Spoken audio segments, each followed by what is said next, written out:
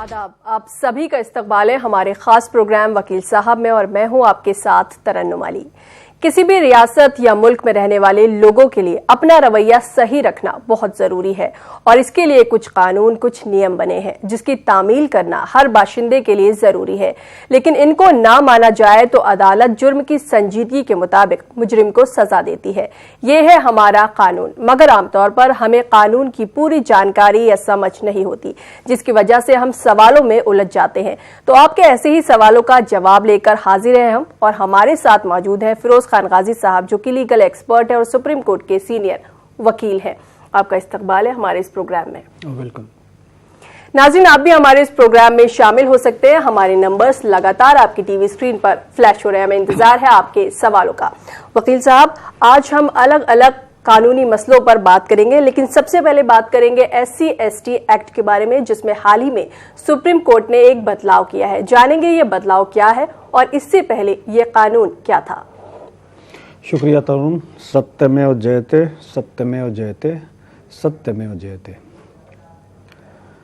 बहुत अच्छा सवाल किया आपने। सवाल ये है कि अभी सुप्रीम कोर्ट ने जो एक जजमेंट दिया है 1 अक्टूबर को, जिसको कि जो schedule caste, schedule tribes prevention atrocities act के तहत है जी। उसमें क्या हुआ था और ये जजमेंट क्यों देना पड़ा, इस पर आने से पहले थोड़ी सी मैं एक चीज़ बताऊं जिसको कि सुप्रीम कोर्ट ने 1 अक्टूबर वाली जजमेंट में डिस्कस किया है।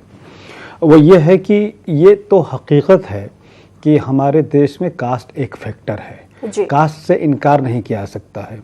और ये भी एक फैक्टर है कि कुछ लोग अपने आप को पैदाइश के बिना पे आला अफजल यानी कि बरतर मानते हैं, अपने को अच्छा मानते हैं, और कुछ लोगों को पैदाइश के बिना पे उनको छोटा और कमतर समझा जाता है। ये कोर्ट ने अपने जजमेंट में भी कहा है कि ये हकीकत है, इसको इनकार नहीं किया जा सकता है। ये बात दिमाग में हमें रखना चाहिए कि जब से मॉडर्न दुनिया डेवलप हुई है और मॉडर्न कानून डेवलप हुआ है पिछले ख़ास तौर से 150-200 सालों में, तो उसमें ये बात तो क्लियर आ गया है कि अब हर इंसान कानून के नज़र में बराबर है। कानून के नज़र में मैन का या वुमेन का डेफिनेशन भी आ गया है। तो हमारा फिर कॉन्स्टिट्यूशन जब अडॉप्ट किया गया तो उसमें भी बेसिक प्रिंसिपल यही लिया गया है, equality before law and equal protection of law. और इसको लेते हुए फिर जब ये देखा गया कि हमारे समाज में कुछ कुरीतियाँ हैं, जैसे कि अनटचेबिलिटी, तो अनटचेबिलिटी लॉ लाया गया। उसके अलावा जो लोग उस ग्रुप से बिलोंग करते हैं जिनको कि आज की तारीख में हम schedule caste and schedule tribe बोलते हैं, इनको हर आदमी के बराबर लाने के लिए यानी कि इक्वल फील्ड करने के लिए उनको कुछ सुविधाएं दी गई। उस सुविधाओं के हिसाब से रिजर्वेशन आया, प्लस उसको क्रिमिनल एंगल देने के लिए अनटचेबिलिटी एक्ट लाया गया।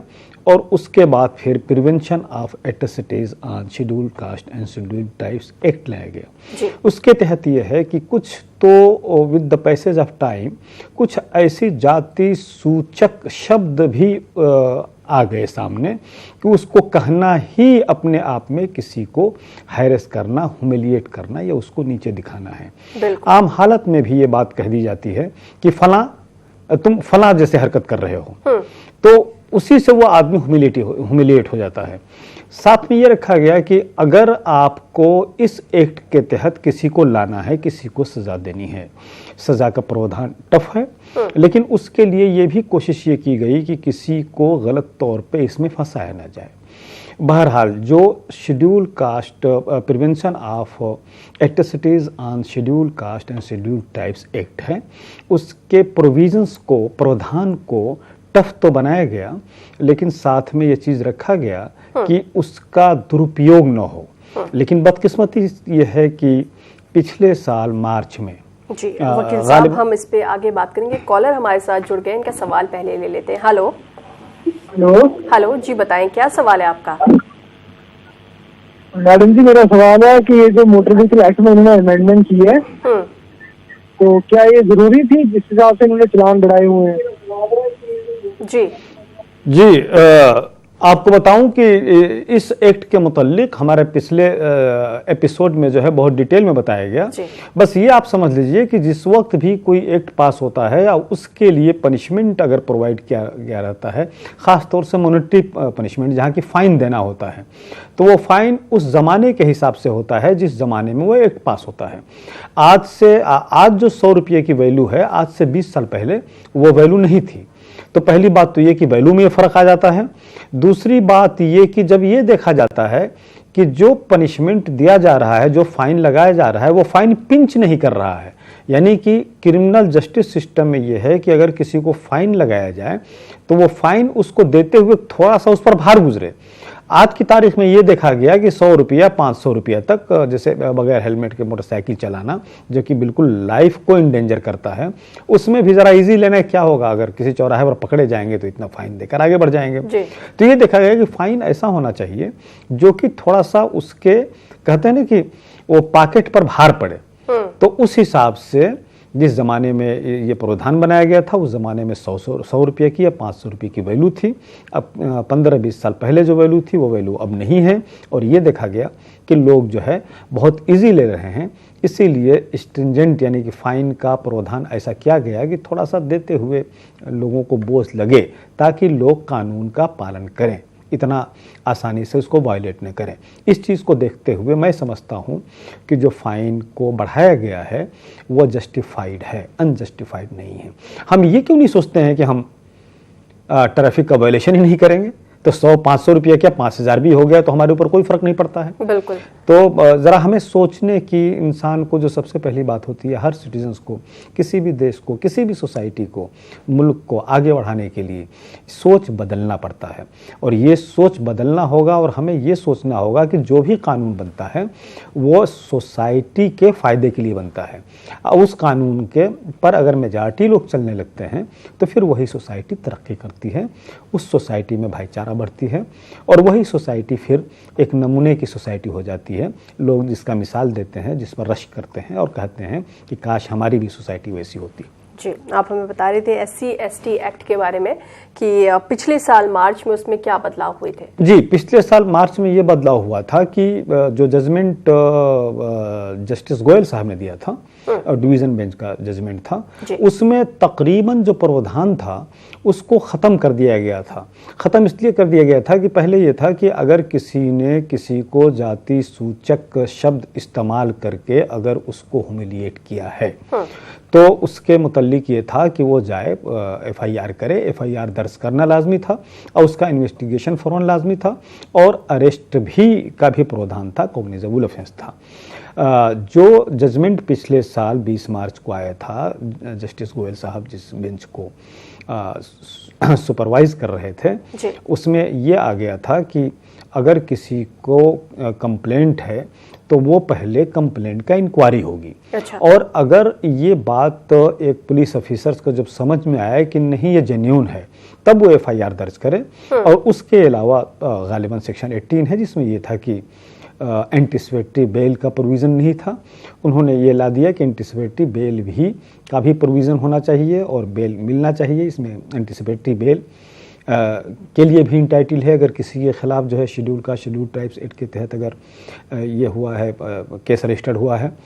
तो तकरीबन डाइल्यूट जिसको बोलते हैं वो डाइल्यूट हो गया था, और ऐसा लगा था, देखिए इसमें कहने में हमें कोई संकोच नहीं है कि जो भी जजमेंट, जितने भी केसेस कोर्ट में आते हैं और जहां शेड्यूल कास्ट या शेड्यूल ट्राइब्स से रिलेटेड अगर कोई प्रोविज़न आ जाता है, उसका अगर ये होता है तो अक्सर ये देखा जाता है कि बहुत ही ट्रांसपेरेंट जजमेंट नहीं है। ये बात मैं बिल्कुल क्लियर कहूँगा, बहुत ही वसूख और कॉन्फिडेंस के साथ कह सकता हूँ कि जो मार्च पिछले साल में जस्टिस गोयल साहब के बेंच ने जो डिसीजन दिया था, वो डिसीजन जो है वो रूह को देखते हुए, मकसद को देखते हुए, ऑब्जेक्टिव्स को देखते हुए schedule caste and schedule tribes prevention act के तहत नहीं किया गया था, बल्कि उसमें कहीं न कहीं से बायसनेस नज़र आ रही थी। अच्छा। बहरहाल बहुत अच्छा हुआ कि उसके बाद ऐसा हुआ कि जो अफेक्टेड पार्टीज़ हैं उन्होंने एजिटेशन चलाया, बहुत से आर्टिकल्स लिखे गए। आर्टिकल्स में जो सोशल वर्कर ऐसे हैं जो कि बिल्कुल अनबायस हैं, जो कि वाकई देश का भलाई चाहते हैं, सोसाइटी में हारमोनी चाहते हैं, उन्होंने भी कई आर्टिकल्स लिखे और सरकार तक भी अपनी बात पहुंचाई। सरकार ने उसके लिए लेजिस्लेशन लाए। इन द मीन व्हाइल ये देखा गया कि क्यों न इसका रिव्यू किया जाए। तो रिव्यू के लिए फिर कोर्ट ने जो है वो पिटिशन डाला सुप्रीम कोर्ट में। पहला जो मार्च का जजमेंट था वो डिवीज़न बेंच का था, यानी कि 2 जजेस का बेंच था। रिव्यू जो है वो हालांकि वही जज सुनते हैं, लेकिन उसमें से एक जज रिटायर हो गए थे, तो एक 3 जजेस बेंच जो है वो एक बेंच बना। उस बेंच ने डिसीजन दिया, पूरे जजमेंट को इवेल्युएट किया गया और उसमें वो चीज़ें जो कि ऐसी थी जो कि फैक्ट्स के ऊपर मबनी नहीं थी, उनको जो है दूर किया गया और फिर जजमेंट को इस तरह से पास किया गया, ये देखकर पास किया गया कि हकीकतन अभी हमारे देश में जाति प्रथा ये कुरीति जो है वो अच्छी तरह से चल रही है और कुछ लोगों को सिर्फ इसलिए दुत्कारा जाता है, ह्यूमिलिएट किया जाता है कि वो जन्म से किसी ऐसे कास्ट में पैदा हुए हैं जिस कास्ट को हम छोटा कास्ट समझते हैं। यहाँ तक कि जो पहले वाले जजमेंट में, जो मार्च वाला जजमेंट था, उसमें एक बात ऐसी कही गई थी जो कि कहीं फैक्ट से उसका ताल्लुक नहीं था। यानी ये कहा गया था कि इस जजमेंट में कन्विक्शन रेट बहुत कम है जितने भी केस रजिस्टर्ड हुए हैं। कुछ कोर्ट्स का हवाला दिया गया, कुछ जजमेंट का हवाला दिया गया, चेन्नई के, बॉम्बे हाई कोर्ट का, अब परहैप्स गुजरात हाई कोर्ट का भी हवाला दिया गया कि ऑलरेडी वहाँ पर इस कंक्लूजन पर पहुँच चुके हैं कि फॉल्स केसेस बहुत ज़्यादा हो रहे हैं। फॉल्स केसेस होने का प्रूफ ये है कि कन्विक्शन रेट बहुत कम है। जी, और भी बात करेंगे। एक कॉलर हमारे साथ जुड़े हैं जम्मू से। हेलो जी, बताएं क्या सवाल है आपका? मैम, सवाल ये है कि हमने एक थोड़ा जमीन कहीं से खरीदी थी जम्मू में जी, तो वहाँ क्या कर रहे हैं, कोई आदमी हमारा ऐसे ही फ्रॉड डीड बनाई थी, गिफ्ट डीड बना के अपने नाम कराने जा रहा था वो हमारी जमीन को। अच्छा। तो अब मैं कोर्ट में जाकर मैंने उसका रेट स्टे लिया है। स्टे के बाद क्या होता है, जो मेरी जमीन मतलब अपने नाम करने जा रहा है वो DIG जम्मू है और एक है तहसीलदार जम्मू।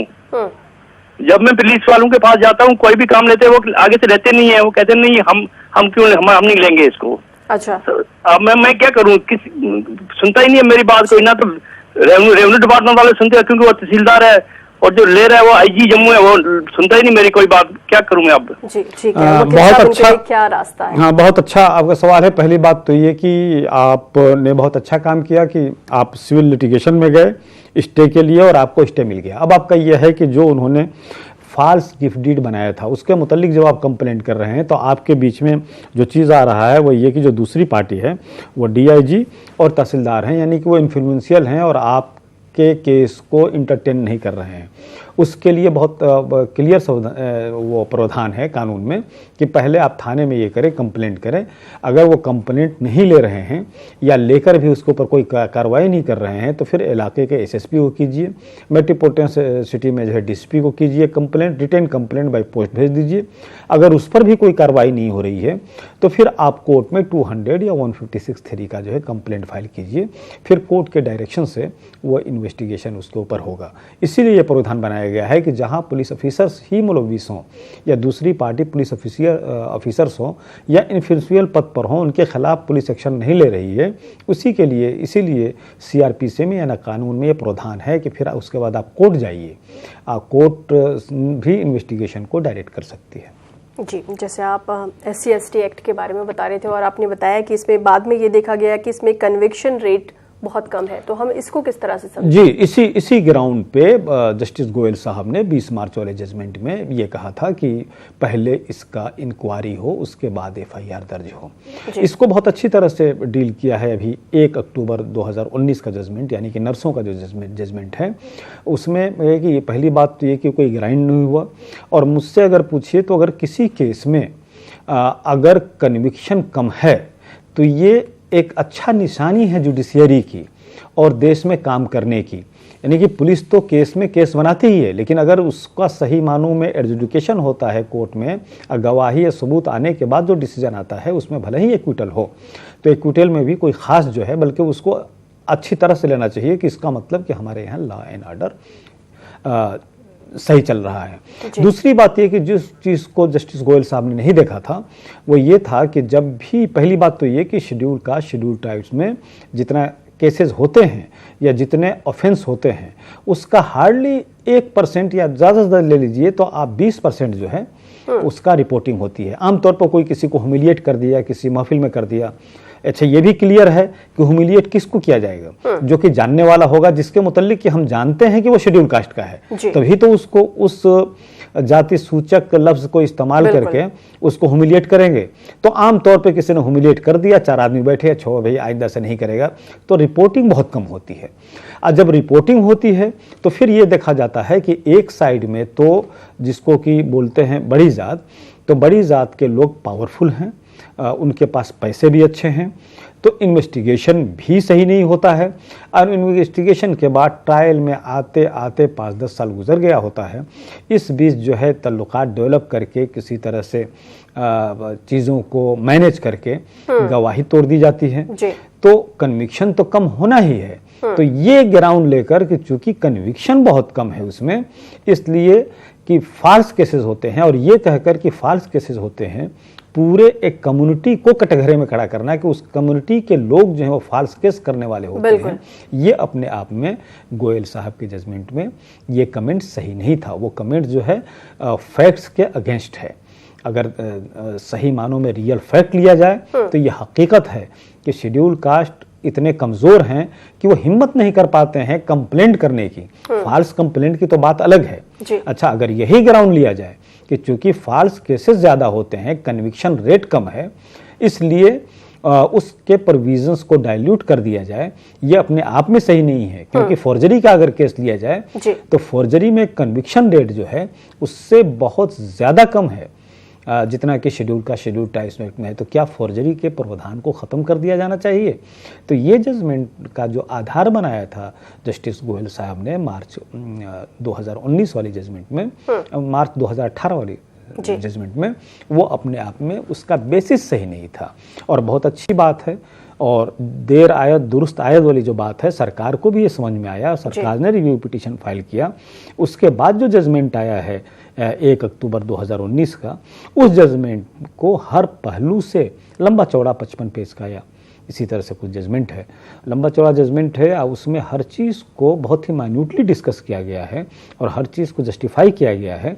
इस चीज़ को लिया गया है कि इस चीज़ से इनकार नहीं किया सकता है कि आज भी सोसाइटीज़ में schedule caste and schedule types के प्रति जो है लोग जो है उनको ह्यूमिलिएट करते हैं, उनको नीचे नज़र से देखते हैं, और उनको स्पेशल प्रोटेक्शन की ज़रूरत है। जी, यानी कि अब इस एक्ट में अगर आप FIR दर्ज करवाने जाते हैं तो पहले जांच नहीं होगी। और भी बातें करेंगे इस पर। एक कॉलर हमारे साथ है, Abdul Karim Chaudhary. Hello hello hello hello ji, सबसे पहले अपनी टीवी की आवाज़ बंद करिए। बंद कर दिया जी, सवाल बताएं, क्या सवाल है?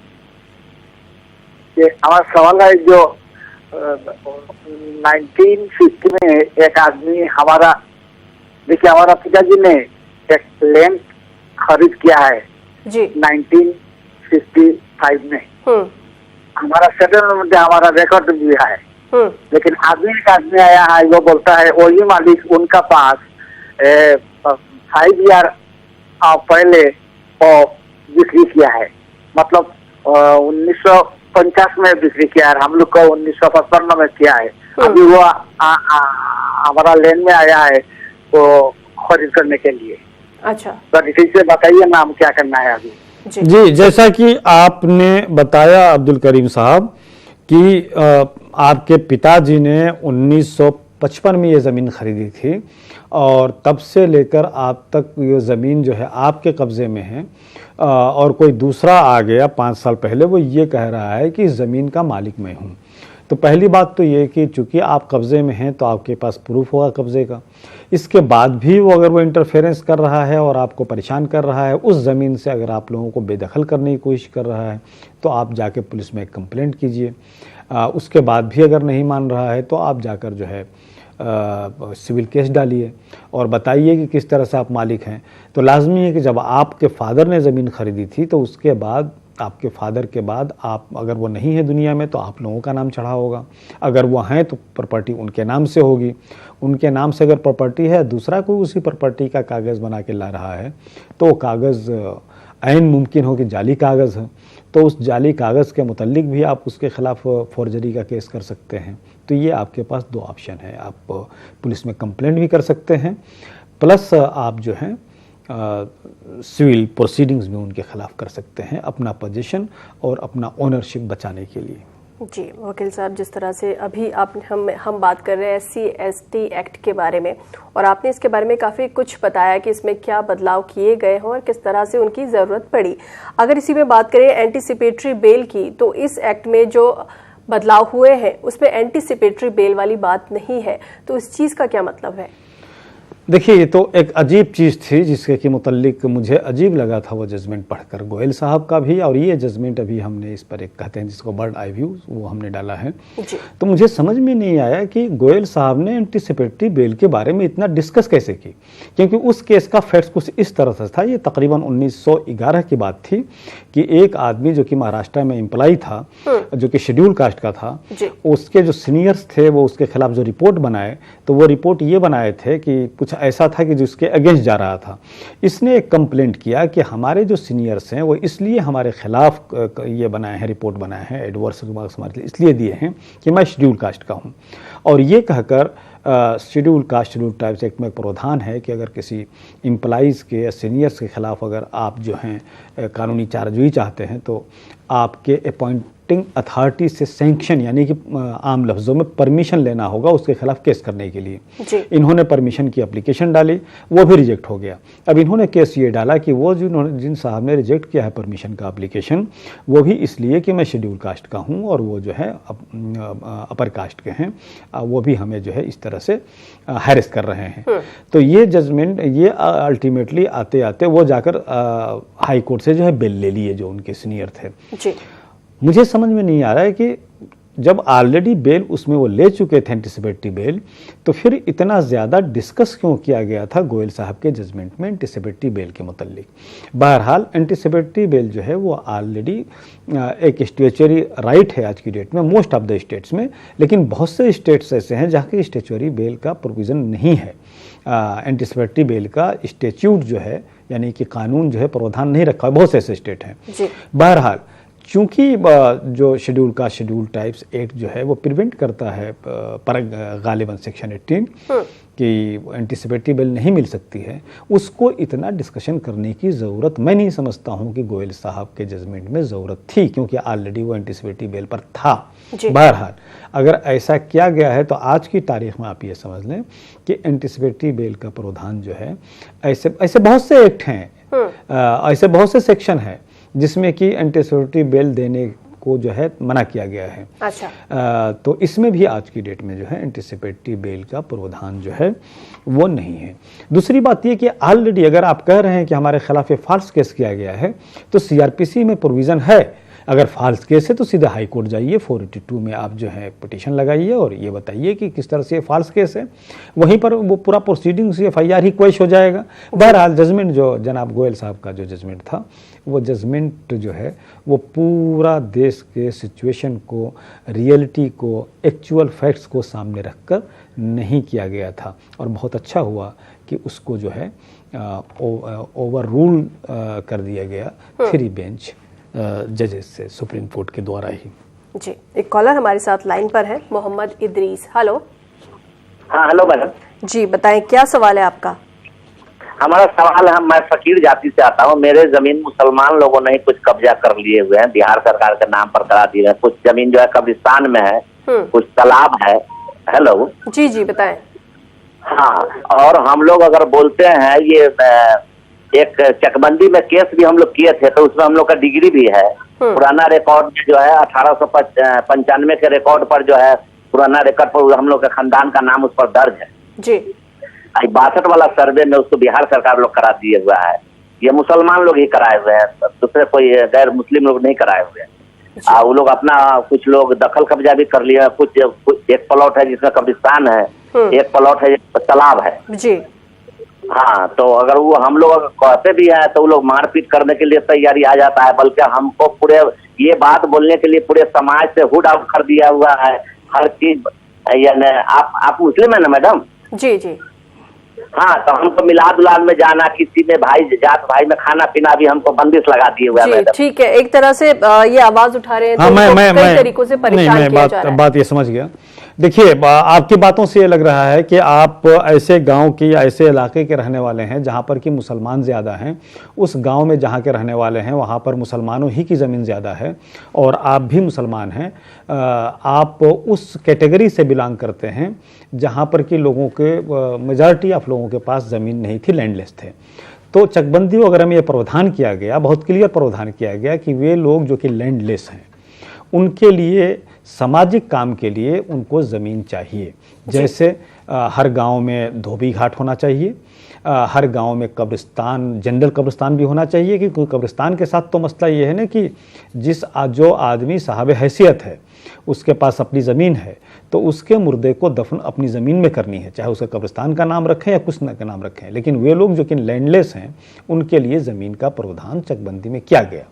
धोबियों को घाट का इंतज़ाम किया गया, तालाब का इंतज़ाम किया गया।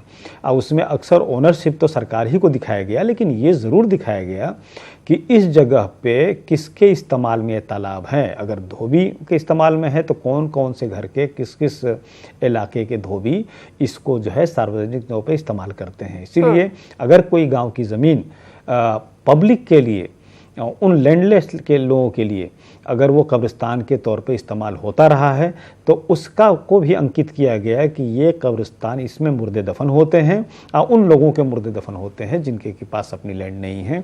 और फिर उनका नाम भी उसमें दर्ज हुआ कि ये बिरादरी है जो कि लैंडलेस है, उनके मुर्दे इसमें दफन होंगे। अगर ऐसा है और ये प्रावधान है, जैसा कि आप कह रहे हैं कि सरकार के, बिहार सरकार के आंकड़े ही मौजूद है, तो जो लोग आपको रोक रहे हैं वो गलत काम कर रहे हैं। आपका कहना यह है कि सिर्फ वही नहीं कर रहे हैं, बल्कि अगर आप उसको लेने की कोशिश कर रहे हैं और ये बता रहे हैं कि हमारे इस्तेमाल की चीज़ें हमारे इस्तेमाल में होनी चाहिए, तो वे लोग आपका, जिसको आम लफ्ज़ में वो कहते हैं, हुक्का पानी बंद कर दे रहे हैं। हाँ। आपसे खाना पीना भी कम कर दे, तो ये भी अपने आप में एक ऑफेंस है। आपका ये बहुत मजबूत है, दावा बहुत मजबूत है। आप पुलिस में केस कीजिए, उसके बाद नहीं मान रहे हैं तो और अपने बिरादरी के लोगों को साथ लीजिए और हाई कोर्ट में डायरेक्ट रिट कीजिए कि हमारे साथ ये ज्यादती हो रही है। उस गांव में दबंग लोग, फला ग्रुप है जिनके पास अपनी ज़मीनें हैं, वो सरकार से मिली हुई ज़मीन या वो ज़मीन जिसको कि हम पुरखों से इस्तेमाल करते आ रहे हैं कब्रिस्तान की शक्ल में और तालाब की शक्ल में, उसको हमें इस्तेमाल नहीं करने दिया जा रहा है और हमें सरकार से प्रोटेक्शन दिया जाए और उसका कब्ज़ा हमें वापस दिलवाया जाए। तो जैसा कि आप बता रहे हैं, अगर ऐसा ही मसला है और यही फैक्ट है तो कानून आपके साथ में है। जी, एक कॉलर हमारे साथ है, इनका सवाल लेते हैं। Hello hello. हाँ जी, हेलो जी, बताएं क्या सवाल है आपका? जी, हमारे खन्ना मंडी में देखिए, सबसे पहले आप अपने टीवी की आवाज बंद करिए। जी, हेलो जी जी, बताएं, आप सवाल करें। जी बताएं क्या सवाल है? लगता है किसी वजह से हमारी इनसे बातचीत नहीं हो पा रही है वकील साहब। इस दौरान एक कॉलर हमारे साथ जुड़े हैं, मोहम्मद अजीम। हेलो जी सर। जी बताएं क्या सवाल है आपका? ये 54-55 में राम मंदिर बोल के जमीन है 2 एकड़। अभी वो 73 में सीलिंग में रिन्यू डिपार्ट हमको दिए जी, रजिस्ट्री हो गई, पट्टा है, ईसी है, पानी सब कुछ है। तो अब वो इंटरनेट वाले फिर आके वो साइन बोर्ड लगा रहे उधर, क्या करना चाहिए? देखिए, आपने ये नहीं बताया कि आप कहाँ के रहने वाले हैं और कंटोनमेंट बोर्ड वाले अगर आ रहे हैं, अगर वहाँ पे पट्टा लगा रहे हैं तो लाजमी है कि सरकार ये तेलंगाना के रहने वाले हैं। आप तेलंगाना के हैं। खैर, तो आप ये देखिए कि अगर आकर कोई भी सरकारी इदारा अगर वहाँ पर बोर्ड लगा रही है तो इसका मतलब कि किसी न किसी वक्त वो ज़मीन जो है वो सरकार ने एक्वायर्ड किया था। तो लाजमी है कि सरकार के एक्वायर्ड करने से पहले वो ज़मीन किसी न किसी के नाम ही से होती है।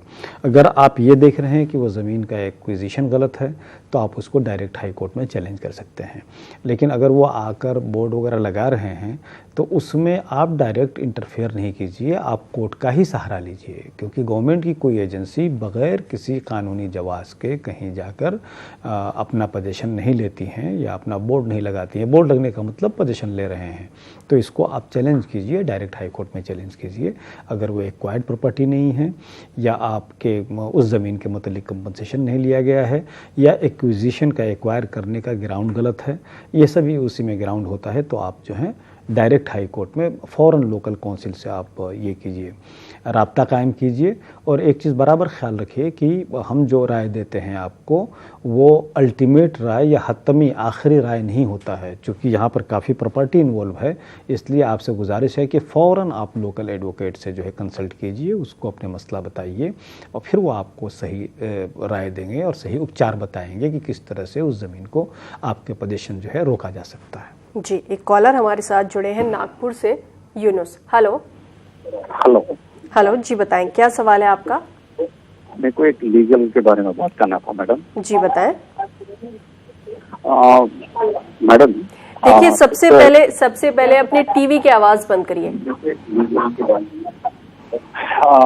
सर हेलो जी हाँ बताएं।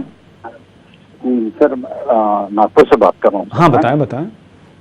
सर मेरा एक्चुअल फादर ने 20 इयर्स बैक एक लैंड परचेज किया था उनके अम्मी के थ्रू जी, उनके मदर का। हेलो जी बताएं, सवाल पूरा करें। उनके अम्मी के पास से उन्होंने परचेज करके अब मेरे अम्मी के नाम पे ट्रांसफर किया है। अभी मेरे आके वो वैसा चलता नहीं है बोलकर उन्होंने ऑब्जेक्शन कर। अच्छा, आगे बताएं।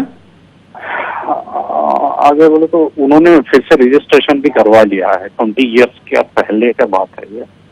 जी वही सर, अभी ये लोगों ने गिफ्ट डीड करवा लिया, हमने पहले सेल डीड करवाया था जी। अभी प्रेजेंट गिफ्ट डीड करवाया 1.5 ईयर बैक जी।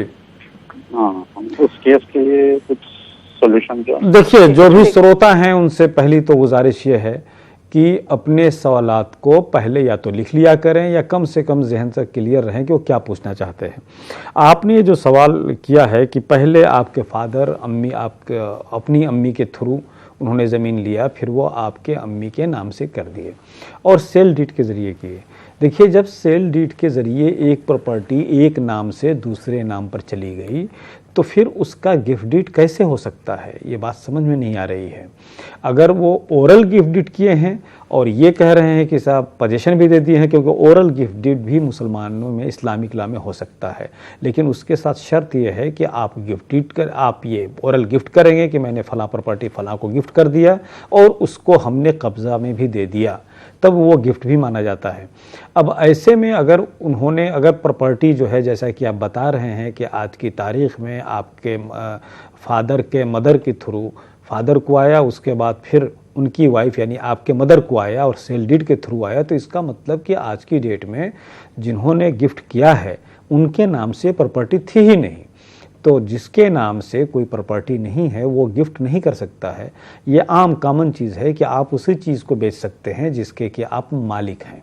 अगर आप मालिक नहीं हैं, उससे पहले जो है ओनरशिप यानी कि जिसको कहते हैं मालिकाना हुकूक अगर किसी दूसरे में चला गया है, तो आपने जो भी डॉक्यूमेंट्स बनाया है उस प्रॉपर्टी के मुतालिक वो डॉक्यूमेंट्स अपने आप में गलत डॉक्यूमेंट्स हैं, और ये जानते हुए कि इस प्रॉपर्टी का मैं मालिक नहीं हूँ, उस प्रॉपर्टी को आप गिफ्ट डीड बना रहे हैं, तो ये अपने आप में एक क्राइम है, एक ऑफेंस है, जिसके लिए आप पुलिस में कंप्लेंट भी कर सकते हैं। तो अगर वाकई सेल डीड जो है आपके मदर के नाम से है आज की डेट में, तो फिर वो पार्टी गिफ्ट नहीं कर सकती है। जो गिफ्ट की है उस गिफ्ट को चैलेंज कीजिए डिस्ट्रिक्ट कोर्ट में कि उनको हक नहीं था इसको गिफ्ट करने का, ऑलरेडी प्रॉपर्टी जो है आपके मदर के नाम से था।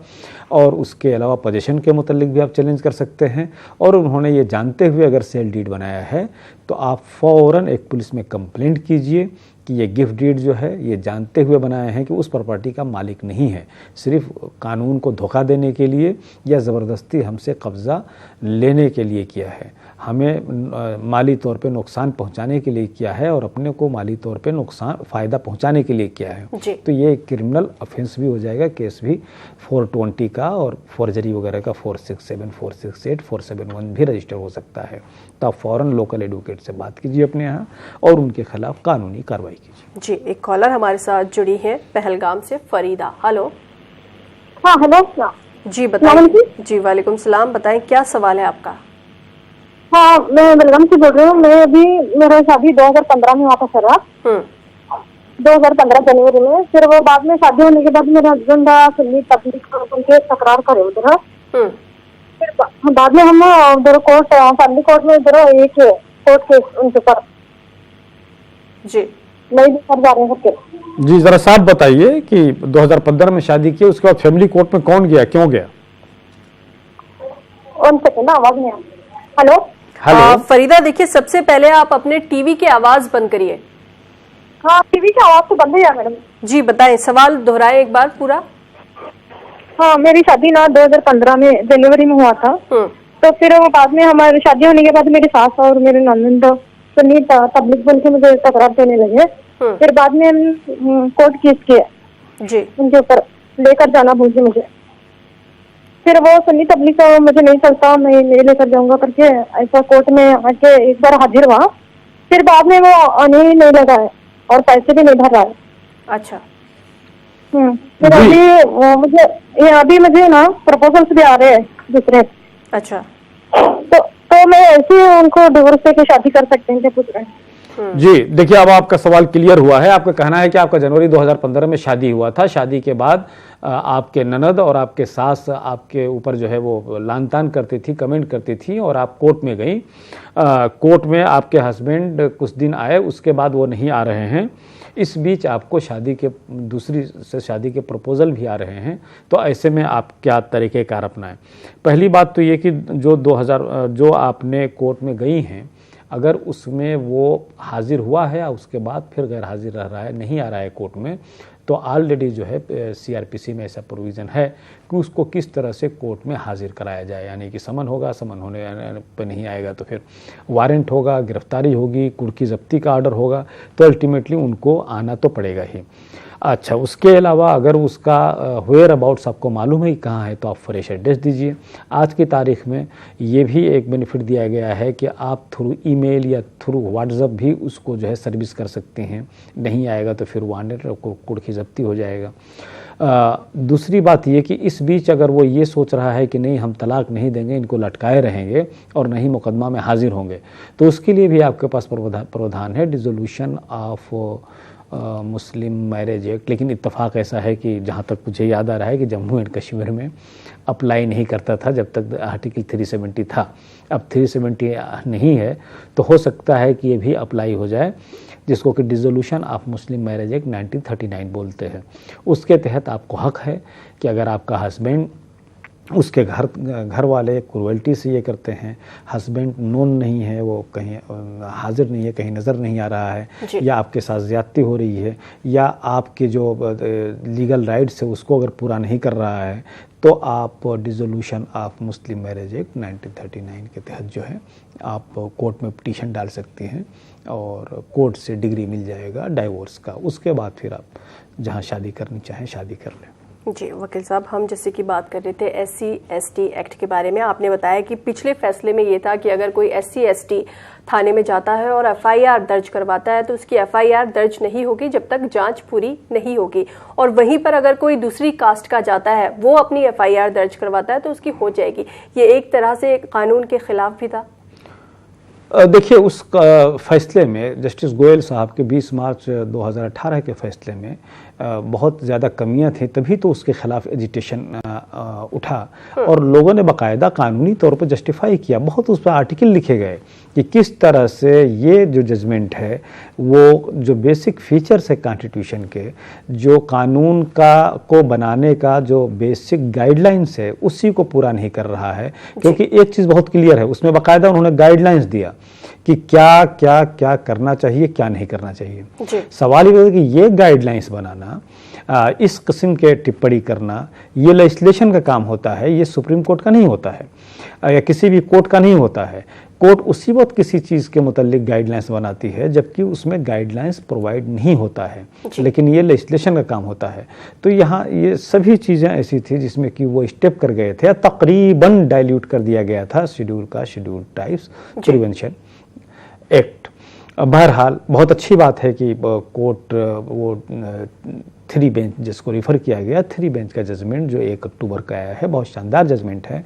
मैं हर उस सोशल एक्टिविस्ट से जो पढ़ा लिखा है उससे गुजारिश करूंगा कि वो एक बार जजमेंट को पढ़ ले। गोयल साहब वाली जजमेंट, 20 मार्च वाली जजमेंट को ही पढ़ ले और इसको ही पढ़ ले, उसको समझ में आ जाएगा हर सोशल एक्टिविस्ट का, ताकि ये समझ में आए कि अभी हमारे सोसाइटी में prevention of schedule caste atrocities on schedule caste and schedule tribes act की क्यों ज़रूरत है।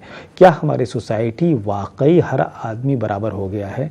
क्या ये हकीकत नहीं है कि कुछ लोगों को हम सिर्फ इसलिए छोटा समझते हैं, चाहे वो कितने ही बड़े ओहदे पर पहुंच गए हों, क्योंकि वो पैदाइश उसकी किसी उस जात में हुई है जिस जात को हमारे समाज में छोटा जात कहा जाता है।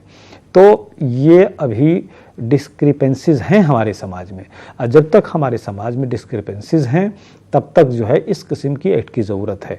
गोयल साहब ने एक और ऐसी टिप्पणी की थी कि वो पर्सनल लिबर्टी की बात किए थे कि किसी को प्रोटेक्ट करने के लिए किसी ग्रुप का पर्सनल लिबर्टीज़ को अफेक्ट नहीं किया जा सकता है, और इस तरह से इस किस्म के रीज़न देकर उन्होंने शेड्यूल ट्राइब्स के का जो प्रावधान था उसको उन्होंने डाइल्यूट किया था। जबकि हकीकत यह है कि क्या उनका जो बेचारे इस पोजीशन में नहीं है कि खुलकर, मतलब कि जी नहीं पा रहे हैं, न जी सकते हैं, क्योंकि खुलकर जीने के लिए सिर्फ खुली हवा ही नहीं चाहिए बल्कि उसके लिए अच्छा शेल्टर और अच्छा लिविंग स्टैंडर्ड चाहिए। लेकिन यहाँ पर तो अभी शेड्यूल ट्राइब्स के पास पोजीशन ये है कि 80% लोग ऐसे हैं जिसमें जहाँ की एक टाइम से दूसरे टाइम के लिए खाने के लिए काम करना पड़ता है। अगर एक रोज़ काम न करें, एक हफ्ता काम न करें तो फिर खाने के लाले पड़ जाते हैं। वो बेचारे कहाँ किसी से फाइट करेंगे, कहाँ फॉल्स कंप्लेंट करेंगे। तो जो समाज की जो वास्तविकता है उसको ध्यान में नहीं रखा गया था उस जजमेंट में, इसीलिए उसको डाइल्यूट किया गया था। लेकिन चलिए, अच्छी बात यह है कि वो प्रावधान ख़त्म हो गया। आज की तारीख में लोगों को सामने आना चाहिए। और देखिए, ज़्यादती के, जुल्म के खिलाफ न लड़ना भी जुल्म है। अगर उस समाज के जो पढ़े लिखे लोग हैं, चाहे वो 10-15% ही क्यों ना हो, वकील साहब और भी बातें करेंगे इस पर। वक्त है एक छोटे से ब्रेक का, लेकिन हमारे साथ 2 कॉलर्स जुड़ गए हैं। ब्रेक पे जाने से पहले इनके सवाल सुनेंगे। एक कॉलर हमारे साथ है हैदराबाद से, गुलाम अहमद। हेलो।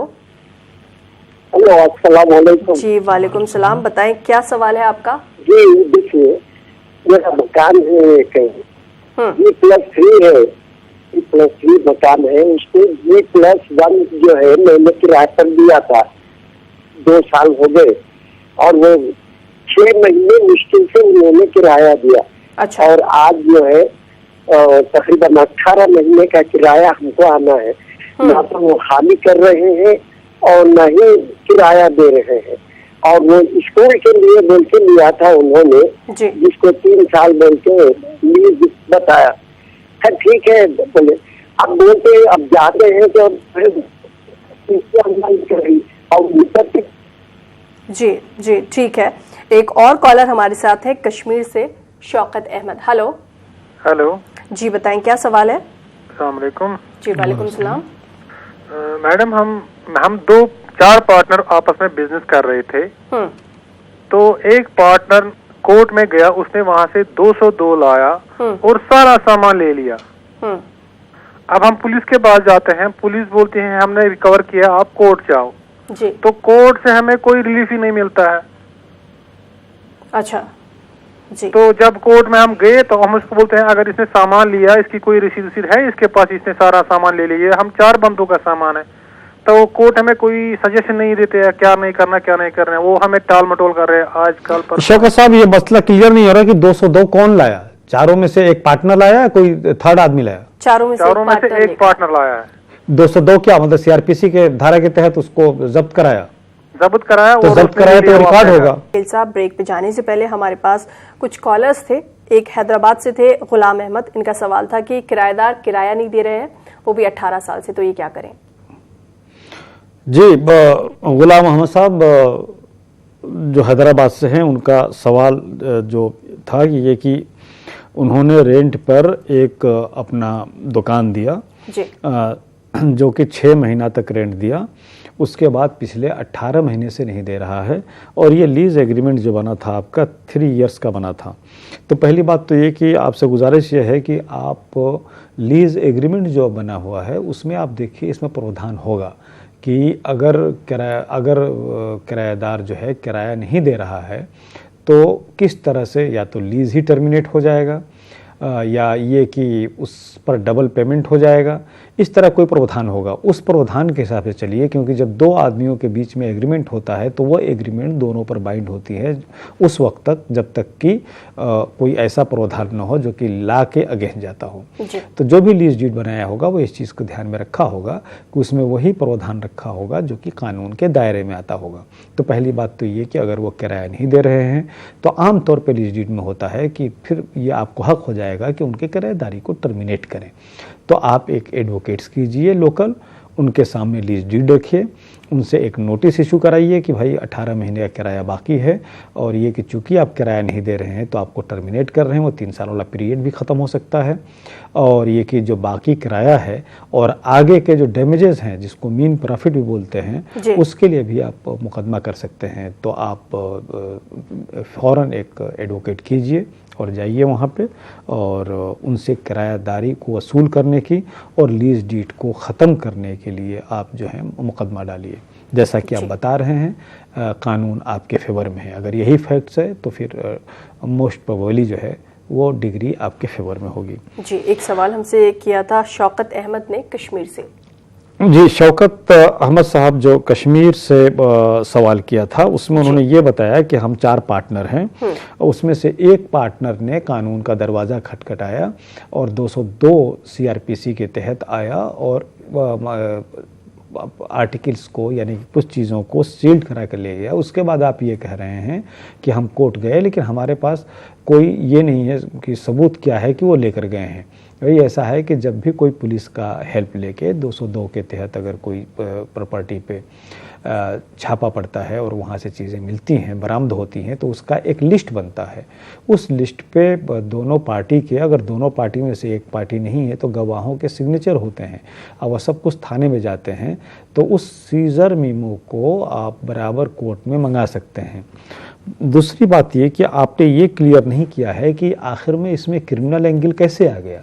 अगर 4 पार्टनर हैं, 4 पार्टनर में से एक पार्टनर किस तरह से कोर्ट पहुंचा, किस तरह से बताया कि CRPC पिक्चर में आ रहा है, वो फैक्ट्स आप अगर सामने लाकर करें तो फिर आपको जो है पूरा और क्लियर कानूनी राय दी जा सकती है। ये समझ में नहीं आता है कि एक पार्टनर प्रॉपर्टी को सीज कराने में किस तरह से कामयाब हुआ, उसका एलिगेशन क्या था और कोर्ट ने किस तरह से इस बात को समझा कि प्रॉपर्टी को या पुलिस ने किस तरह से यह कदम उठाया कि उस प्रॉपर्टी को सीज करना ज़रूरी है, तभी तो सीज किया। तो उस चीज़ को अगर आप बताएं तो आपको हम पूरी राय दें, लेकिन आप बता रहे हैं जो उस हिसाब से ज़रा मसला संगीन लग रहा है। आप फ़ौरन जो है लोकल एडवोकेट से, अपने यहाँ के एडवोकेट से रब्ता कायम कीजिए और फ़ौरन डिफेंड कीजिए अपने आप को कि प्रॉपर्टी सीज क्यों की गई है। प्रॉपर्टी मिलने की तो बात अभी सेकंड स्टेज पर आती है, सीज होना भी अपने आप में जो है ये किसी जुर्म की तरफ इशारा करता है। तो ज़रा उस एंगल को भी देख लीजिए, आप एडवोकेट से बात कर लीजिए। जी, एक कॉलर और लाइन पर है। हेलो हेलो, लगता है किसी वजह से हमारी इनसे बातचीत नहीं हो पाई। जिस तरह से हम आज बात कर रहे थे SC/ST एक्ट के बारे में और आपने इसमें काफ़ी कुछ बताया, तो जैसे अगर हम पिछले उसकी बात करें, पिछले कानून की बात करें, उस फैसले की बात करें, तो उसमें आपने कहा था कि FIR दर्ज करवाने से पहले जांच होगी, जो अब जांच नहीं होगी, जो बदलाव आया है। तो एक तरह से ये अगर जो हम कहते हैं राइट टू फ्रीडम, ये उसके भी खिलाफ था। देखिए, पहले तो एक कंसेप्ट बिल्कुल क्लियर होना चाहिए हमारे लोगों में, ख़ासतौर से जो लोग इससे अफेक्टेड थे, कि ऐसी बात नहीं है कि मार्च 2018 के कानून था और उस कानून को सुप्रीम कोर्ट ने जो है बदल दिया है, बल्कि ये कह लीजिए कि कानून तो ऑलरेडी था, जो कि गालिबन 1989 में राजीव गांधी के ज़माने में एक अमेंडमेंट के साथ कुछ बदलाव किया गया था। तो उसका जो प्रावधान था prevention of schedule atrocities on scheduled caste and scheduled tribes act का जो प्रावधान था वो प्रावधान स्ट्रिंजेंट था और ऐसा था कि उसमें इन्वेस्टिगेशन फ़ौरन FIR रजिस्टर करना था कंप्लेंट होते ही और फ़ौरन जो है इन्वेस्टिगेशन शुरू कर देना था। लेकिन उसको जो है जो 20 मार्च 2018 का जो जजमेंट है उसमें जो कि जस्टिस गोयल साहब के बेंच के ज़रिए दिया गया था, तो उसमें ये जो प्रोविजंस था कि FIR होना चाहिए, कॉग्निजेबल ऑफेंस है और FIR होने के बाद फौरन अरेस्ट की भी कार्रवाई हो सकती है। वकील साहब वक्त हमारे पास थोड़ा सा कम है, चलते चलते एक आखिरी कॉलर को प्रोग्राम में शामिल करेंगे। हेलो हेलो जी बताएं क्या सवाल है आपका? ये हमारी ये पोत्र का ये प्रॉब्लम है। जी जी सवाल बताएं, क्या सवाल है, पूछना क्या है आपको?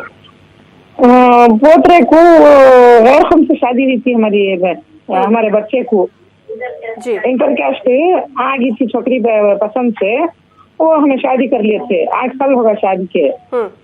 बच्चा में पालने को थी जोरू मरद इसमें ही रशिया में जी। अब UKG पढ़ता था इस साल पढ़ता था, तो उसमें छोकरी का बाबा भी अम्मा बच्चे को उठा ले को चलेगी।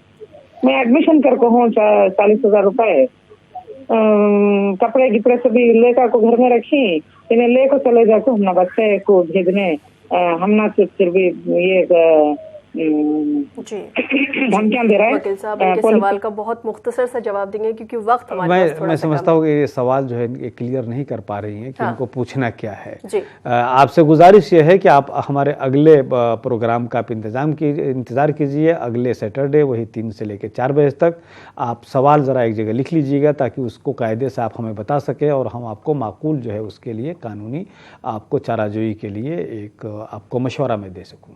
जी वकील साहब आप हमारे स्टूडियो में आए, तमाम कॉलर्स के सवालों के जवाब आपने दिए, आपका यहाँ आने के लिए वेलकम, बहुत शुक्रिया। वेलकम। नाजरीन आपसे फिर मुलाकात होगी अगले हफ्ते, फिर हाजिर होंगे आपकी कानूनी उलझनों को सुलझाने और कानूनी समझ को बढ़ाने। फिलहाल हमें दीजिए इजाजत, आदाब।